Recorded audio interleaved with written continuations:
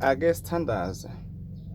Nkosi yamakhosi, umoya ongcwele Jehova unamandla, uNkulunkulu waphakade. Ngiyakhulekela Nkosi yamakhosi, umbukelo khona ekhaya Jehova unamandla njengamanje umoya ongcwele. Khulekela impilo Nkosi yamakhosi. Dlamini isithunywa sakhe Nkosi yamakhosi. Phamdlozi lakhe Nkosi yamakhosi. Khuleka ibhizinisi Nkosi yamakhosi. Umsebenzi Nkosi yamakhosi. Uphupha lamabakhweshe Nkosi yamakhosi.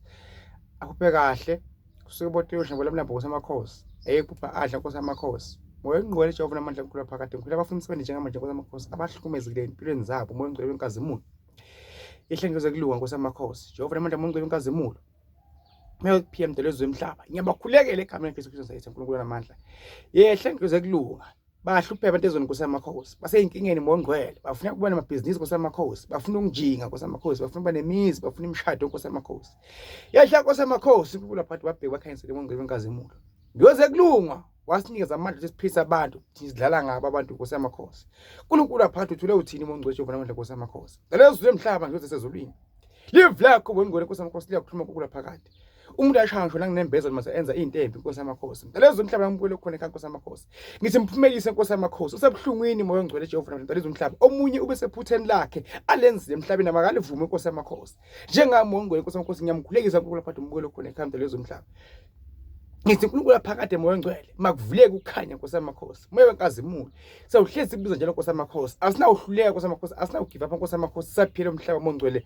Lelezwe emhlaba sahamba phakathi umthuzwe la Nkosi yamakhosi. Sawuchubeka sizama impilo izimpilo igcina ilungile Nkosi yamakhosi. Moya ongcwele Jehova namandla Nkosi yamakhosi. Yehla ngeze kulunga. La ngumbukelo khona ekhaya Nkosi yamakhosi. Uhlukumezile ongcwele unye bamriphi Nkosi yamakhosi. Omunye usesibhedlela Nkosi yamakhosi.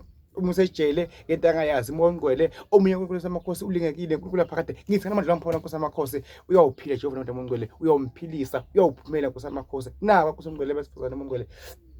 Abantu uNkulunkulu aphakade besimame bayabulawa besifazane ongcwele, bayakhuliswa izingane azinawo Nkosi yamakhosi. Imali ayiphumi abantu behlisa Nkosi yamakhosi. uNkulunkulu aphakade sesibilela nathi sodwa nomongcwele njengezilwane Nkosi yamakhosi. Siyakhulela kuNkulunkulu Kristu. uNkulunkulu aphakade ngiyethembele umongcwele konke kuyakhanya egameni lakho zephakade. Haleluya. Umbukelo khona ekhaya. Ukungilandela umbukelo khona ekhaya. Utshena abanye ukuthi nayi TikTok esengikuyo njengamanje ebhala Mthandazi Dlamini. Ungapheli imandla entweni obhekene nazo. Ngicela ngisendele ama-SMS nikhulume ukuthi nifuna ini, ngikhulekele ini, ngithandazele ini. Mhlawumbe kukhona lo ukuthi uyakusenda kuvele kwenzeke. Uje mthazi ngikhulekela nje imali. Bangishade, bangilobole, ngibe nomuzi, ngibe nekhaya, ngibe nenhlanhla abantu bangithande. Lokhu ukukhuluma nje kwakho ngathi uyadlala wena. Mina angidlali ngesiphiwo sokukhuleka. Ngizovele kwenza lento eyishoko umbukelo khona ekhaya. Ngiyanithanda inkosi inibusise.